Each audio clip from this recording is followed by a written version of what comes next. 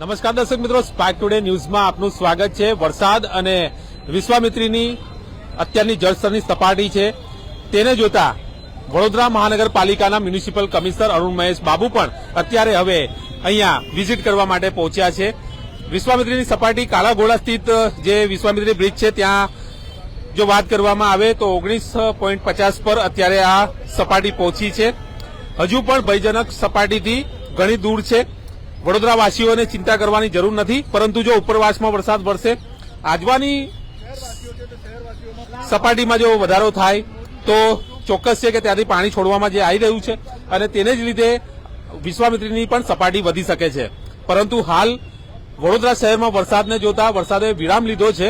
ક્યાંક ને ક્યાંક હાશકારો જોવા મળી રહ્યો છે, પરંતુ જો ઉપરવાસમાં વરસાદ વરસે, વડોદરા શહેરમાં પણ વરસાદ વરસે તો ચોક્કસ છે કે આ જળસ્તરમાં વધારો થશે અને તેને જ લઈને વડોદરા મહાનગરપાલિકાના પદાધિકારીઓ પણ અત્યારે વિઝિટ કરી ચૂક્યા। અત્યારે થોડીક વાર પહેલા જ મેયર અને સ્ટેન્ડિંગ કમિટી અધ્યક્ષે વિશ્વામિત્રી બ્રિજની મુલાકાત લીધી, ત્યારે હવે વડોદરા મહાનગરપાલિકાના મ્યુનિસિપલ કમિશનર પણ અહીંયા અધિકારીઓ સાથે પહોંચ્યા છે અને શું પરિસ્થિતિ છે તેનો તાગ મેળવશે। એક બાબત ચોક્કસ છે કે અત્યારે તો આ વરસાદે વિરામ લીધો છે વડોદરા શહેરમાં, પરંતુ સમગ્ર પરિસ્થિતિ ઉપરવાસના વરસાદને પણ અસર કરે છે।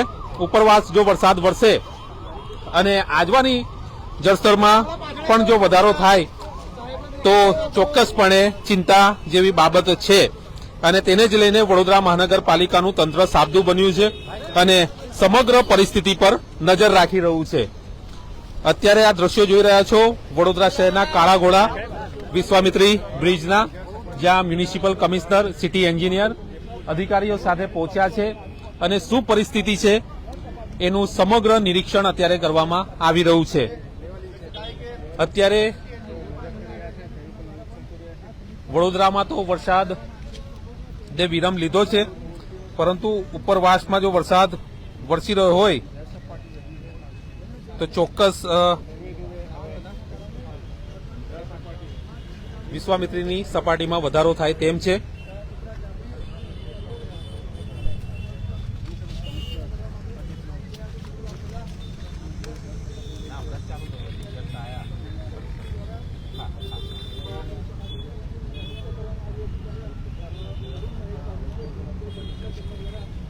દર્શક મિત્રો, અત્યારે વાત કરવામાં આવે તો આજવા જે સરોવર છે ત્યાંનું જળસ્તર 212.94 છે અને કાળાઘોડા જે અમે તમને લાઈવ દ્રશ્યો બતાવી રહ્યા છે વિશ્વામિત્રી બ્રિજના 19.58 મીટર ફૂટ પર આ સપાટી છે અને તેને જ લઈને અત્યારે મ્યુનિસિપલ કમિશનર પણ અહીંયા પહોંચ્યા છે।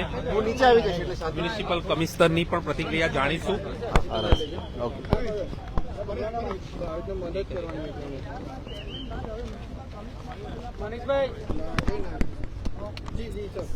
સૌપ્રથમ મીડિયાના મિત્રોને આભાર।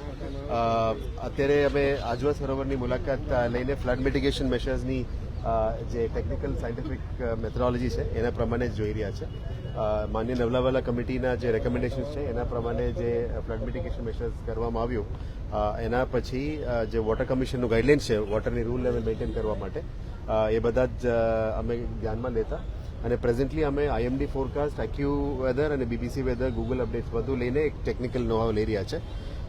લગભગ ગઈકાલે સવારે જે 9 વાગે અમે આજવાને ખોલવાનું નિર્ણય લીધો હતો, ત્યારથી જ 1 વાગ્યા સુધી અને પછી ફરીથી રાતે 10 વાગ્યાથી આજે બપોર 12 વાગ્યા સુધી અમે પાણી છોડવામાં આવ્યું છે। આજવા અને પ્રતાપપુરા બંને સરોવરમાંથી પાણી છોડવામાં આવ્યું હતું, જેના કારણે અત્યારે આપ જોઈ શકો છો કે ત્યાં આજવા નદી ઉપર કાલાઘોડા બ્રિજની લેવલમાં 19.5 લેવલ અત્યારે છે। નોર્મલી આજવામાં 26-27 ડેન્જર લેવલ ગણાતો હોય છે, એટલે આ વખતે આવું ચિંતાજનક સ્થિતિ નથી। નોર્મલ કોર્સમાં પહેલાનું જે ઊંડાઈ હતી અને પહોળાઈ હતી એના ધ્યાને લેતા લગભગ આ પરિસ્થિતિ હોય એટલે 24ની લેવલમાં કાલાઘોડા બ્રિજ આવી જતા હોય છે, પણ આ વખતે જે વિશ્વામિત્રીને પહોળો કરવાનું, ઊંડો કરવાનું કામગીરી કર્યું છે અને સાથે સાથ તમામ ખાસ અને નાળાને પણ અમે વાઇડનિંગ કરવાનું જે કામગીરી કરી હતી એને ધ્યાને લેતા આ વખતે તમામ પાણી જે છોડવામાં આવી રહ્યા છે એ નીકળી રહ્યા છે. અત્યારે સિટીમાંથી પસાર થઈને બહાર જઈ રહ્યા છે, એટલે ચિંતાજનક સ્થિતિ નથી. બીજું, જે ઉપરવાસમાં નોર્મલી 10 વર્ષની જે એવરેજ વરસાદની એવરેજ ગણાતા 980ની આજુબાજુ હતી, આ વખતે 1132 છે. એટલે ઉપરવાસમાં વધારે પાણી આ વખતે આવ્યું છે અને વધારાના પાણી પણ અમે સંરક્ષણ માટે પણ નાખ્યું છે. અને વધારાના પાણી જે દાદર, સૂર્યા, વિશ્વામિત્રી નદીમાં અત્યારે અલગ અલગ જગ્યામાં અને હાલ નર્મદા અને મહીસાગરમાં પણ પાણી નીકળી રહ્યા છે. એટલે પૂનમની સમયમાં આટલું ખેંચાણ ના થતું હોય, તમામ જગ્યામાંથી પાણી અત્યારે પસાર થઈ રહ્યા છે. તો પણ આ વખતે ઉપરવાસનું જે પાણી જેટલું અમે પાણી પીવા માટે આજવામાં સ્ટોર કરવાનું છે એ તો સ્ટોર કરી રાખ્યું છે. આવનારા 9 થી 10 મહિના સુધી પાણી સંરક્ષણ અને પીવાના પાણી સિટીમાં જોશે એને અમે પ્રોટેક્ટ કરીને અત્યારે 213ની લેવલમાં છે. પણ જે પાણી છોડવામાં આવ્યું છે, લગભગ 15 મિલિયન ક્યુબિક ફીટનું જે પાણી છોડવામાં આવ્યું છે ગઈકાલે આજવા અને પ્રતાપપુરાને, એ કન્ટિન્યુઅસ હજી ચાલુ છે. પણ પ્રતાપપુરા અત્યારે ઇશ્યુઝ નથી, એટલે પ્રતાપપુરને થોડું વાર માટે અમે રોકીએ છીએ, જેથી કરીને આ ફ્લો, આજવાનું ફ્લો પૂનમના સમય છે એટલે ફ્લો નીચે ખેંચવું પડે, એને અત્યારે ખેંચવાનો પ્રયત્ન કરી રહ્યા છે.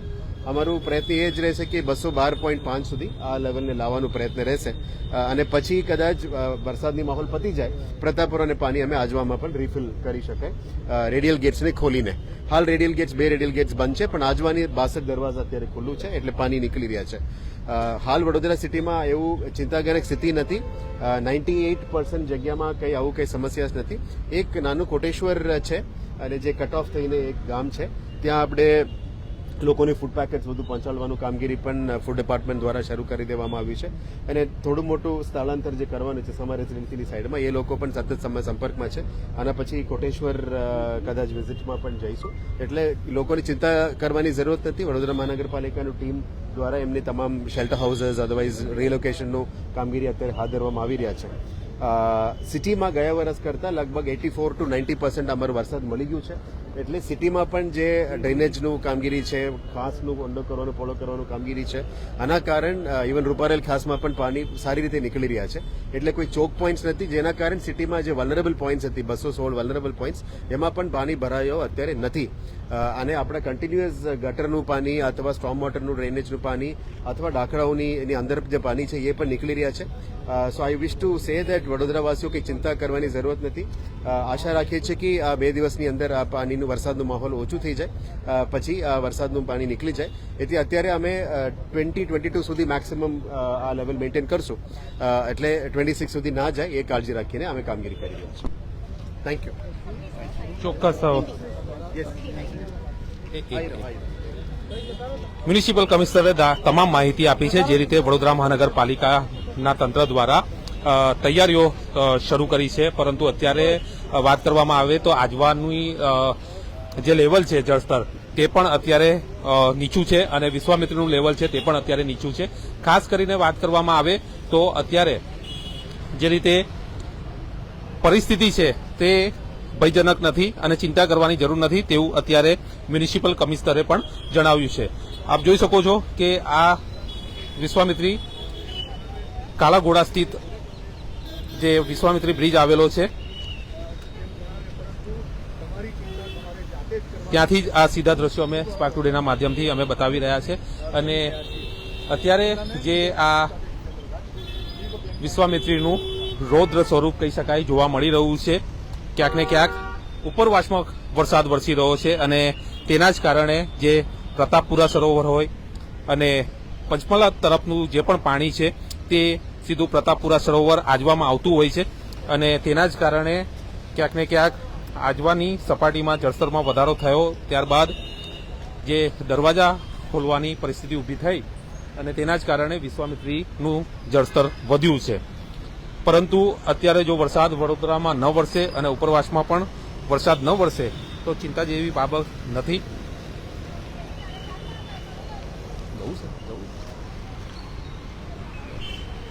વડોદરા શહેરમાં જે રીતે અત્યારે વિરામ લીધો છે વરસાદે અને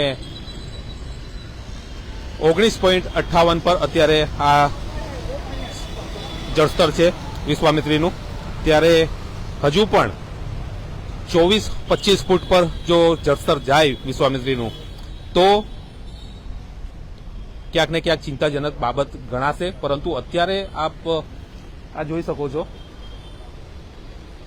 જે આ વિશ્વામિત્રી નદીનો જે ઘાટ છે અને ત્યાંના આ સીધા દ્રશ્યો સ્પાર્ક ટુડેના માધ્યમથી અમે બતાવી રહ્યા છે. મ્યુનિસિપલ કમિશનરે વિઝિટ કરી છે, મેયરે વિઝિટ કરી છે, સ્ટેન્ડિંગ અધ્યક્ષે મિટિંગ કરી છે, વિઝિટ કરી છે અને તમામનું કહેવું છે કે અત્યારે કોઈ પણ જાતની પેનિક થવાની જરૂરિયાત નાગરિકોએ નથી. પરંતુ હા, જો વરસાદ વરસે તો ક્યાંક ને ક્યાંક આ જળસ્તરમાં વધારો થશે તે નક્કી છે.